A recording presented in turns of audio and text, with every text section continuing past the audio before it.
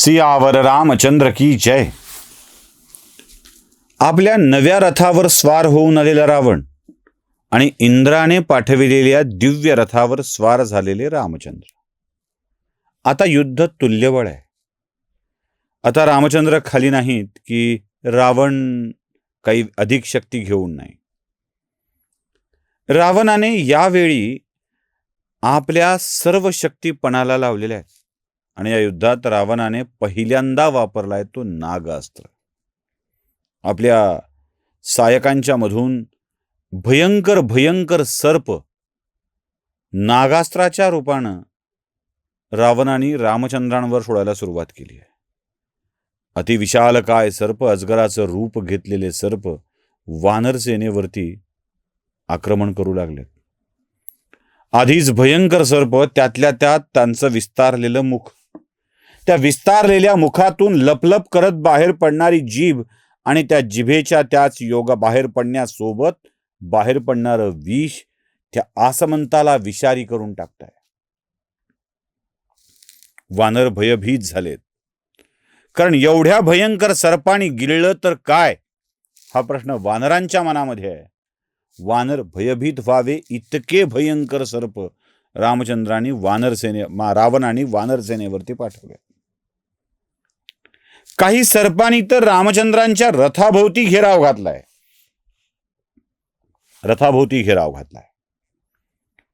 आता रामचंद्राने विचार केला, या सर्पाला सगळ्याला मारण्यापेक्षा यावरचा एकच उपाय आहे, तो म्हणजे गरुडास्त्र. आपल्या धनुष्याची प्रत्यंचा ताणून गरुडास्त्राचं आव्हान रामचंद्रांनी केलंय आणि रामचंद्रांच्या गरुडास्त्रानं रावणाचे सगळेच सर्पबाण निष्प्रभ झालेत. एका क्षणात निष्प्रभ झालेत. नागाचा पर्याय गरुड आणि तो निवडलाय.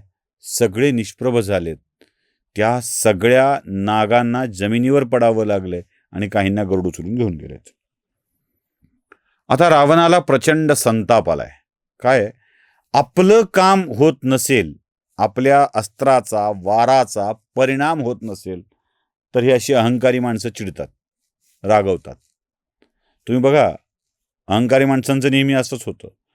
आपण खूप मोठे आहोत हा भाव ज्यांच्या मनामध्ये असतो. आपल्या बाबतीत आहे बघा, छोट्या छोट्या गोष्टीत बघा, आपल्याकडे आपण खूप मोठे आहोत, आपल्याला खूप काही येतं, आपल्याला खूप काही कळतं, आपली प्रतिष्ठा मोठी आहे आणि लोक आपल्याला विचारत नाहीत, असं लक्षात आल्याबरोबर ही अहंकारी माणसं चिडतात आणि ते आपलं वर्चस्व अधिक दाखवायचा प्रयत्न करतात. तसं रावणाचं झालंय. रावण चिडलाय. अरे, माझ्या नागास्त्राचा उपयोगच होत नाहीये आणि माझ्या अस्त्राला तोड, माझ्या रावणाच्या. आपल्यात अहंकार तर इतका भरलाय, ट्रॅफिक पोलिसने अडवल्यावर आपण म्हणतो, मला अडवलंय. कोण आहे माहित नाही का? खरंच माहित नसतं कोण आहे ते, पण आपण म्हणत असतो मी कोण आहे माहित नाही का. तसं रावणाचं झालंय. अरे, दशानन दशग्रीव, भगवान शंकराचा लाडका रावण, त्यानं भगवान शंकराच्या गळ्यातील नागांना रामावरती पाठवलंय. त्या नागांना निष्प्रभ करणारा राम कोण आता बघतो. आणि मग शूल नावाचं महाभयंकर अस्त्र, शंकराचा शूल. तो रावण साधा माणूस नव्हता, महादेवाचा भक्त होता चांगला, आणि महादेवानी त्याला अनेक अस्त्र, अनेक आशीर्वाद दिलेले होते. तो ब्रह्मदेवाची तपश्चर्या करून सुद्धा अनेक वरांनी सज्ज होता. रावणानं आपल्या हातातलं शूल नावाचं अस्त्र रामचंद्रावरती फेकलेलं आहे. आता हे शूल महाभयंकर आहे, साध्या सुध्यांना आवरणं शक्य नाही. मग आता या शूलाचा सामना कसा करायचा? बरं, या शूलाला भेदू शकेल असं अस्त्र कोणतं? रामचंद्रांच्या लक्षात आलं की देवेंद्राच्या रथामध्ये ब्रह्मदेवाची एक शक्ती आहे आणि त्या शक्तीचा उपयोग आपण करू शकतो. त्यांनी ते शक्ती अस्त्र वापरलंय आणि शिवांचं ते शूल अस्त्र निष्प्रभ झालंय. त्या शक्तीच्या जवळ येऊन ते थांबलं आणि ते निष्प्रभ झालं. आता मात्र रावणाची चिडण्याची अधिक वेळ होती. तो अशी अनेक बाण सोडू लागलाय. रामचंद्रांनी विचार केला, खूप झालं आता, खूप झालं, आता याला धडा शिकवला पाहिजेच. रावणावर रामचंद्रांनीही वार करायला सुरुवात केली आहे. एकापेक्षा एक भयंकर बाण सोडलेत. रावणाच्या छातीत बाण घुसलेत, कपाळ जखमी झालंय, रावणाच्या प्रत्येक अंगात बाण लागलाय आणि त्यातून रक्ताच्या चिळकांड्या वाहू लागल्यात. फाल्गुन आणि चैत्र महिन्यात पळसाचं झाड कसं लालबुंद दिसतं ना, तसा रावणाचा देह दिसू लागलाय. प्रत्येक ठिकाणाहून रक्ताची चिळकांडी आहे, प्रत्येक ठिकाणाहून. फुललेल्या पळसाच्या लालबुंद पर्णविहीन झाडाला फक्त फुलं यावीत आणि ते लालबुंद झाड दिसावं, तसा रावणाचा उत्तुंग देह लालबुंद दिसू लागलाय. रामचंद्र प्रचंड चिडलेले आहेत. त्यांनी ऐकलं होतं ते रावणानं बिभीषणाला बोललेलं, अरे कुलद्रोही, कुलंगार, तू कुळाचा घात केलास, तू कुळ संपवलंय, हे सगळं बोललेलं त्यांनी ऐकलं होतं. आणि यावेळी रामचंद्र रावणावरतीच चिडलेत. त्याने विचार केला, याला मारायचं तर आहेच ना, जरा याची जागा दाखवून देऊ.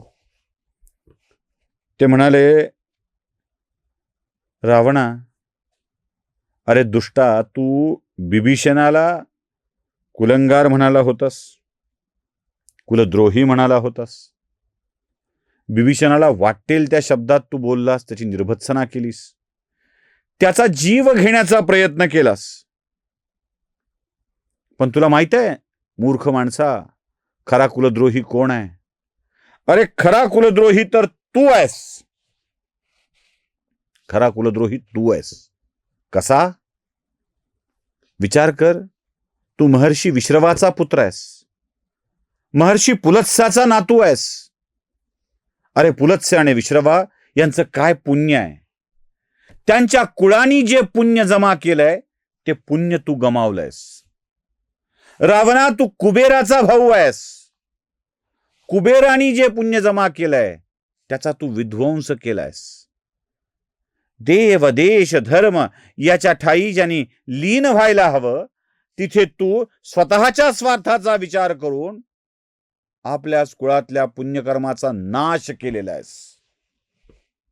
अरे एवढंच काय रावणा, तू तुझ्या अहंकारापोटी अरे अख्खा कुल संपवायला निघालायस. आता कोण उरलाय? बिभीषण माझ्या सोबत आहे आणि बाकी तुझ्या कुळातलं तुझी पत्नी वगळता कोणी उरलेलं नाहीये. खरा कुलद्रोही तू आहेस आणि तू माझ्या हातून मरणालाच योग्य आहेस. रामचंद्रांनी सपासप बाण झोडायला सुरुवात केली आहे. रक्त बंबाळ झालाय रावण, सगळ्या शरीरावर रक्तच रक्त आहे. अशा अवस्थेत तिसरा प्रसंग येतोय रावणाचा युद्धभूमी सोडण्याचा. कसा आहे तो बघूया पुढच्या भागात. सियावर रामचंद्र की जय.